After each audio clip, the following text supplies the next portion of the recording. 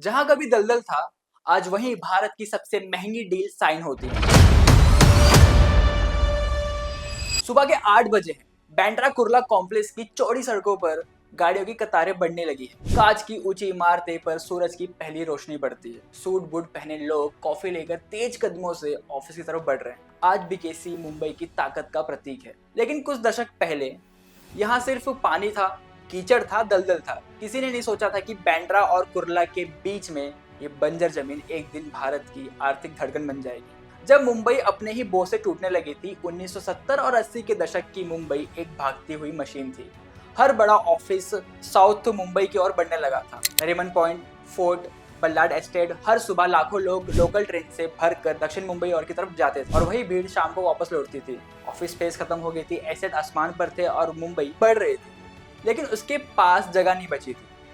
तभी एक सवाल उठा, क्या मुंबई का भविष्य साउथ मुंबई से बाहर हो सकता है? उस समय ये पागलपन जैसा सोचता, क्योंकि जिस जगह पर आज बीकेसी खड़ा है वहीं बारिश में पानी भर जाता था। लोग इस इलाके को बेकार समझते थे, लेकिन Mumbai metropolitan region development authority यानी कि MMRDA ने यहाँ भविष्य देखा। दलदल पर खड़ा हुआ एक सपना बीकेसी बनाना सिर्फ निर्माण नहीं था, ये मुंबई के भूगोल को बदलने जैसा था। नदियों का रास्ता बदल गया, दलदलों को भरा गया, हजारों ट्रकों से मिट्टी लाई गई, नई सड़कें बनी। लोग हंसते थे, कौन आएगा यहाँ ऑफिस खोलने? नरीमन पॉइंट छोड़कर कोई यहाँ क्यों आएगा? कई सालों तक बीकेसी अधूरा लगता था। खाली सड़कें, दूर दूर इमारतें, कोई मुंबई जैसा एहसास नहीं। लेकिन धीरे धीरे खेल बदलने लगा। जब बड़े नाम आने लगे, सबसे पहले बैंक आए, फिर विदेशी कंपनियों ने, फिर यहाँ पे कॉन्सुलेट किया, फिर 5 स्टार होटल आए और अचानक कंपनियों को समझ आ गया था कि बीकेसी सिर्फ एक नई जगह नहीं थी, नई मौका थी। यहाँ जगह थी, पार्किंग थी, चौड़ी सड़कें थी, भविष्य के हिसाब से प्लानिंग थी। जहाँ साउथ मुंबई पुरानी विरासत पर चल रही थी, वहीं बीकेसी ने नई अर्थव्यवस्था की भाषा बोल रही थी। 2000 के दशक तक तस्वीर साफ हो चुकी थी। नरीमन पॉइंट पुरानी ताकत था, बीकेसी नई ताकत बन चुका था। बीकेसी ने सिर्फ इमारतें नहीं बदली, मुंबई की सोच बदल दी। पहले सफलता का मतलब था साउथ मुंबई, वही प्रतिष्ठा थी, वही पावर थी, लेकिन बीकेसी ने मुंबई का नक्शा बदल दिया। उसने साबित किया कि ये शहर सिर्फ पुरानी विरासत पर नहीं, एक नई विजन पर भी खड़ा हो सकता है। यहीं से मुंबई एक शहर से मल्टीपल बिजनेस हब बनने लगी। नई कंपनियों सेंट्रल और वेस्टर्न सबर्ब्स में आने लगी।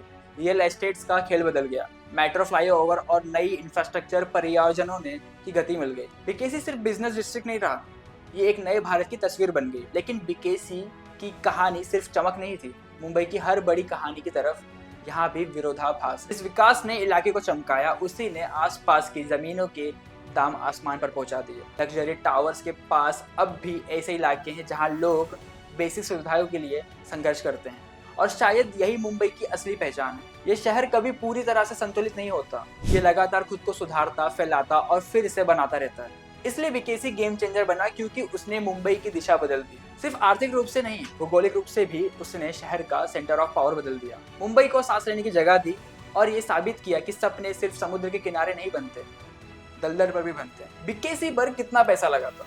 अगर सिर्फ बीकेसी और उससे जुड़े इंफ्रास्ट्रक्चर को देखें तो अलग अलग चरणों में हजारों करोड़ रुपए लगाए गए थे। स्मार्ट बीकेसी इनिशिएटिव पर लगाए गए थे लगभग 75 करोड़ का बजट रखा गया था। बीकेसी को जोड़ने वाले फ्लाईओवर और कनेक्टिविटी प्रोजेक्ट्स पर सैकड़ों करोड़ रुपए खर्च हुए। काला नगर फ्लाईओवर प्रोजेक्ट लगभग 103 करोड़, SCLR फेज 2 कनेक्टिविटी लगभग 199,245 करोड़, अन्य एलिवेटेड कॉरिडोर्स और अर्बन इंफ्रा प्रोजेक्ट्स पर कई सैकड़ों रुपए लगाए गए। लेकिन असली कहानी खर्च ही नहीं, उस वैल्यू क्रिएशन की है जो बीकेसी को पैदा की। आज बीकेसी की जमीन भारत की सबसे महंगी कमर्शियल जमीनों में से गिनी जाती है। हाल ही में NSE ने बीकेसी में सिर्फ 2.7 एकड़ जमीन की 80 लाख की लीज लगभग 1,664 करोड़ में ली थी। MRDA ने बीकेसी के कुछ प्लॉट्स की लीज से ही लगभग 5,000 करोड़ जुटाने की योजना बनाई थी। यानी जिस जमीन को कभी बेकार दलदल कहा जाता था, आज वही जमीन सोने से भी महंगी मानी जाती है। आज जब रात में बीकेसी की इमारतों की रोशनी चमकती है तो शायद मुंबई खुद से कहती है, मैं सिर्फ बचने वाला शहर नहीं, मैं खुद को फिर से बनाने वाला शहर। आशा करता हूं आपको वीडियो पसंद आया होगा। अगर आपको ऐसी ही इंफ्रास्ट्रक्चर स्टोरीज और जाननी है तो इस वीडियो को लाइक करें, शेयर करें और सब्सक्राइब करें हमारे चैनल मैक्स मास्टर हिंदी।